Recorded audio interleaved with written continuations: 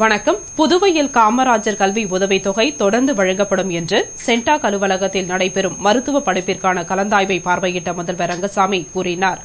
புதுவை காலாப்பட்டு பொறியியல் கல்லூரியில் உள்ள சென்டாக் அலுவலகத்தில் மருத்துவ படிப்புகளின் சேர்க்கைக்கான கலந்தாய்வு நடைபெறுகிறது.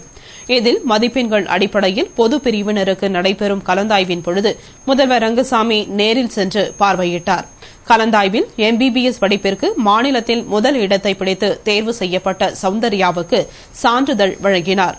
மேலும் தேர்ந்தெடுக்கப்பட்ட மாணவர்களுக்கு தமது வாழ்த்தினை தெரிவித்துக் கொண்ட அவர் பின்னர் செய்தியாளர்களின் கேள்விகளுக்கு பதிலளித்து கூறுகையில், காமராஜர் மணிமண்டபம் கட்டப்பட்டு அங்கு சென்டாக் கவுன்சிலிங் நடத்தப்படும் என்றும், சென்டாக் என்பது மாணவர்களின் மதிப்பெண்களின் தரத்திற்கு ஏற்ப சேர்க்கையை நடத்துகிறது. ஆனால் அதில் தேர்ந்தெடுக்கப்படும் மாணவர்களுக்கு கட்டணம் நிர்ணயிப்பது, உதவித்தொகை வழங்குவது அனைத்தும் அரசின் வேலையாகும் என்றும், காமராஜர் கல்வி உதவித்தொகை தொடர்ந்து வழங்கப்படும் என்றும், மாணவர்கள் நன்றாக படித்தால் நன்றாக முன்னேறலாம் என்று கூறினார். அப்பொழுது சென்டாக் அதிகாரிகள், அலுவலர்கள் மற்றும் மாணவ மாணவியர்கள் உடனிருந்தனர். சேர்க்கறது மெரிட் அடிப்படை சேர்க்கறது தான் சென்டாக் வேலை. அந்த ஸ்கீம் என்ன கொடுக்கணுன்றது கவர்மெண்ட் வேலை. அது நிச்சயமாக ஒன்று பெருது. காமராஜர் கல்வி உதவித்தொகை திட்டம் நிச்சயமாக செயல்படுத்தப்படும். அதில் எந்தவித மாற்றமும் கிடையாது, அது எந்த சந்தேகமும் கிடையாது. மாணவர்களுக்கு என்னுடைய வாழ்த்துக்கள். நல்லா படிக்கணும், நல்லா படித்தா முன்னேறலாம். இப்போது இன்னைக்கு தேர்வு பெரும்பாலும் இந்த பயாலஜி குரூப்னு சொல்லுவாங்க. அதில் உள்ளவங்களுக்கு அந்த அடிப்படை அவங்க என்ன விரும்புகிறாங்களோ அந்த கோர்ஸ் படிக்கிறதுக்கு இன்றைக்கி சென்டாக் நடக்குது.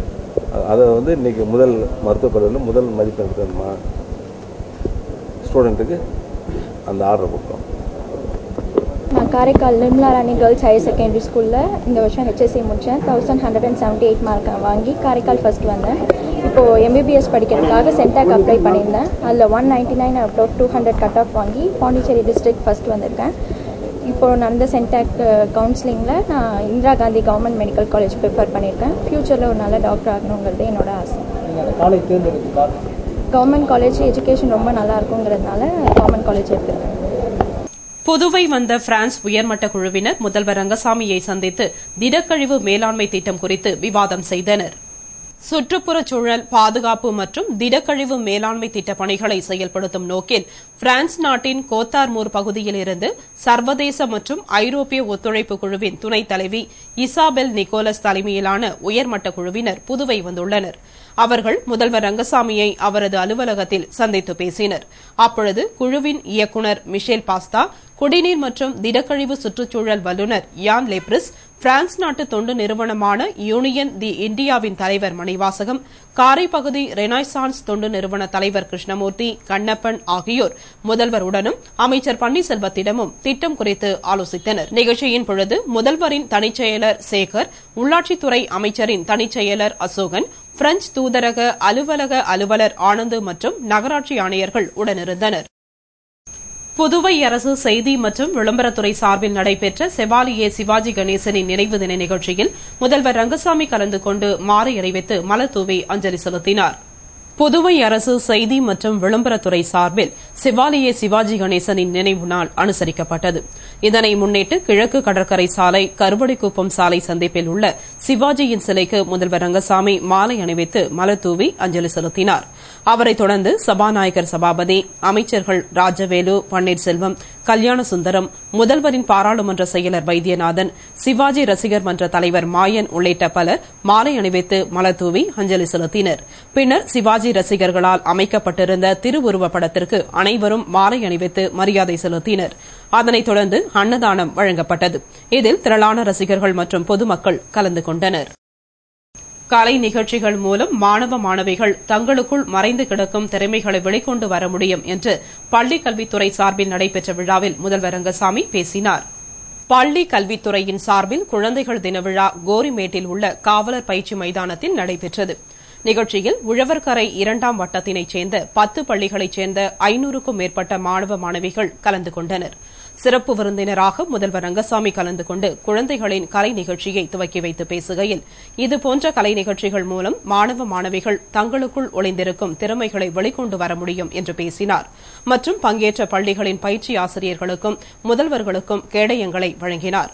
விழாவில் பள்ளிக் கல்வித்துறை இயக்குநர் பன்னீர்செல்வம், இணை இயக்குநர் கிருஷ்ணராசு, துணை இயக்குநர் முத்துவேலன், இந்திரா காந்தி அரசு மேல்நிலைப் பள்ளி முதல்வர் மொகிந்தர் பால், தலைமை ஆசிரியர் சந்திரசேகரன், கவுன்சிலர் பலராமன் உள்ளிட்ட பலர் கலந்து கொண்டனர்.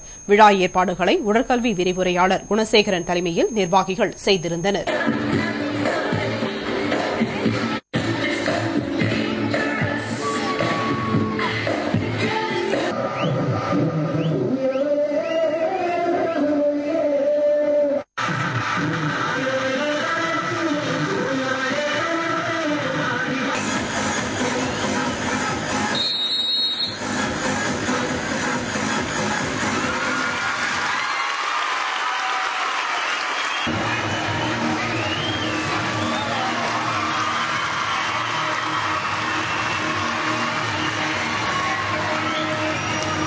மானிய விலையில் தீவனத்தை வழங்க வலியுறுத்தி விவசாயிகள் சங்கத்தினர் கன்று மாடுகளுடன் கால்நடைத்துறை இயக்குநர் அலுவலகம் முன்பு முற்றுகை போராட்டம் நடத்தினர்.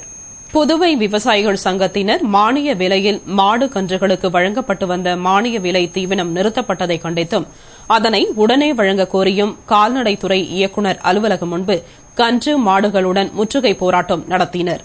போராட்டத்திற்கு சங்க கௌரவ தலைவர் முருகேசன், தலைவர் மாசிலாமணி, பொதுச் செயலாளர் கீதநாதன், பொருளாளர் இளங்கோ ஆகியோர் தலைமை தாங்கிட சங்க நிர்வாகிகள் முன்னிலை வகித்தனர். போராட்டத்தை முன்னாள் அமைச்சர் விஸ்வநாதன் துவக்கி வைத்திட ஏஐடியுசி பொதுச் செயலாளர் VS அபிஷேகம் வாழ்த்துரை வழங்கினார்.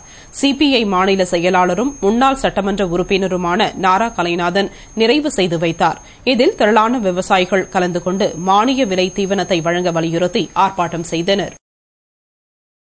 புதுவை போக்குவரத்து துறை அலுவலகத்தில் அமைச்சர் கல்யாண சுந்தரம் திடீரென ஆய்வு செய்து குறைகளை குறைப்பது குறித்து அதிகாரிகளுடன் ஆலோசனை நடத்தினார். புதுவை போக்குவரத்து துறை அமைச்சர் கல்யாண சுந்தரம் திடீரென வட்டார போக்குவரத்து அலுவலகத்தில் ஆய்வு நடத்தினார்.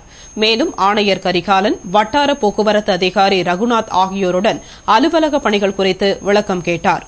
மேலும் ஓட்டுநர் உரிமம் வழங்கும் பிரிவு, கணக்காளர் பிரிவு, பர்மிட் வழங்கும் பிரிவு போன்ற பல பிரிவுக்கு சென்று மக்களிடம் குறைகளை கேட்டறிந்தார். மேலும் தனியார் டிராவல்ஸ் பேருந்துகளுக்கு அனைத்து பாதுகாப்பு வசதிகள் இருந்தால் மட்டுமே பர்மிட் வழங்க வேண்டும் என்று கூறினார். அதேபோன்று பொதுமக்களின் குறைகள் கூற புகார் பெட்டியை முக்கிய இடங்களில் வைக்க வேண்டும் என அதிகாரிகளுக்கு உத்தரவிட்டார். மோட்டார் வாகன ஆய்வாளர்கள் அடிக்கடி வாகன சோதனையில் ஈடுபட வேண்டும் என்றார். அப்பொழுது அமைச்சருடன் முதல்வரின் பாராளுமன்ற செயலர் வைத்தியநாதன், சட்டமன்ற உறுப்பினர் பாஸ்கர் ஆகியோர் உடனிருந்தனர். அமைச்சரின் இந்த திடீர் ஆய்வினால் அதிகாரிகள் மற்றும் பொதுமக்கள் மத்தியில் பெரும் பரபரப்பு ஏற்பட்டது. பாரதிய ஜனதா கட்சியின் விவசாய அணி சார்பில் மாநில செயற்குழு கூட்டம் பிளிசன் ஹோட்டலில் நடைபெற்றது. அதில் பல தீர்மானங்கள் நிறைவேற்றப்பட்டன. புதுவை சின்ன சுப்பராயலு வீதியில் உள்ள பிளிசன் ஹோட்டலில் பாரதிய ஜனதா கட்சியின் விவசாய அணி சார்பில் மாநில செயற்குழு கூட்டம் நடைபெற்றது. கூட்டத்திற்கு அகில பாரத விவசாய அணி தலைவர் ஓம் பிரகாஷ் தன்கர், அகில இந்திய பொதுச் செயலாளர் சுகுணாகர் ராவ், முன்னாள் பாராளுமன்ற உறுப்பினர் மாஸ்டர் மாதன், மாநில தலைவர் தாமோதரன், மாநில பொதுச் செயலாளர் அன்பு செல்வம் ஆகியோர் முன்னிலையில் மாநில விவசாய அணி தலைவர் இளங்கோவன் தலைமை தாங்கினார். சிறப்பு அழைப்பாளர்களாக முன்னாள் தலைவர் விஸ்வேஸ்வரன், தேசிய குழு உறுப்பினர் ராஜசேகரன், மாநில விவசாய அணி துணைத் தலைவர்கள் கார்த்திகேயன், ஆறுமுகம், பொருளாளர் பச்சையா பிள்ளை, துணைச் செயலாளர் செல்வானந்தம் ஆகியோர் கலந்து கொண்டு சிறப்புரையாற்றினர். கூட்டத்தில் நிறைவேற்றப்பட வேண்டிய விவசாயம், விவசாயிகள் பிரச்சினை பற்றிய பல்வேறு தீர்மானங்கள் நிறைவேற்றப்பட்டன. புதுவை லாஸ்பேட்டையில் முன்னாள் ராணுவ வீரர்கள் மற்றும் அவர்களின் குடும்பத்தினருக்காக மருத்துவமனை திறப்பு விழா நடைபெற்றது. புதுவை லாஸ்பேட்டையில் முன்னாள் ராணுவ வீரர்கள் மற்றும் அவர்களின் குடும்பத்தினருக்காக மருத்துவமனை திறப்பு விழா நடைபெற்றது.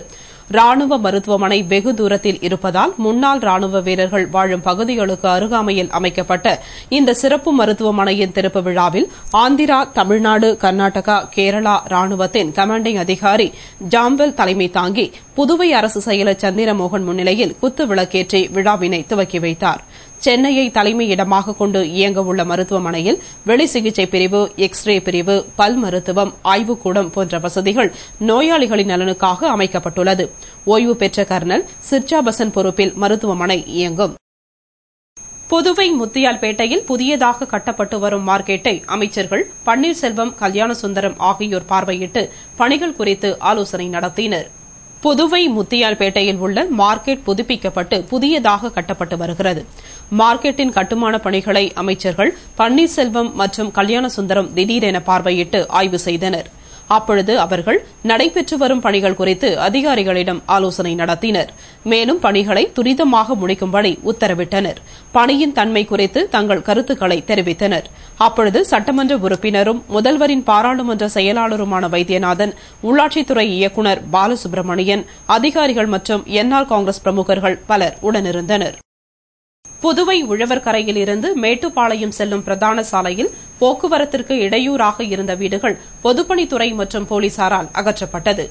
புதுவை உழவர்கரையில் இருந்து மேட்டுப்பாளையம் செல்லும் பிரதான சாலையில் எம்ஜிஆர் நகரில் 6 வீடுகள் போக்குவரத்திற்கு இடையூறாக சாலையின் நடுவில் அமைந்திருந்தது. அவற்றை அகற்றி போக்குவரத்தை சீரமைக்க வேண்டும் என்று பொதுமக்கள் அரசுக்கு நீண்ட நாட்களாக கோரிக்கை விடுத்திருந்தனர். இந்நிலையில் அந்த வீட்டில் குடியிருப்பவர்களுக்கு வேறு இடத்தில் ஏற்கனவே மனைப்பட்டா வழங்கப்பட்டது. அவர்களுக்கு சிரமமின்றி மாற்று இடம் வழங்கப்பட்ட பின் பொதுப்பணித்துறை அதிகாரிகள் முன்னிலையில் போலீஸ் பாதுகாப்புடன் வீடுகள் அகற்றப்பட்டன. வீடுகளை அகற்றும் பணியில் பொதுப்பணித்துறை ஊழியர்கள் சாலையின் நடுவில் இருந்த வீடுகளை இடித்து அகற்றினர். இந்த பணிகள் மூலம் குண்டுசாலை வழியாக நேரடியாக மேட்டுப்பாளையம் செல்ல முடியும் என்பதால் வாகன ஓட்டிகள் பெரும் மகிழ்ச்சியடைந்தனர். இதேபோல பல்வேறு பகுதிகளில் போக்குவரத்திற்கு இடையூறாக இருக்கும் வீடுகள் மற்றும் கடைகளை அகற்றினால் போக்குவரத்து சீர்படும் என்பதில் ஐயமில்லை. பொறுத்திருந்து பார்ப்போம். இத்துடன் செய்திகள் நிறைவடைந்தன. வணக்கம்.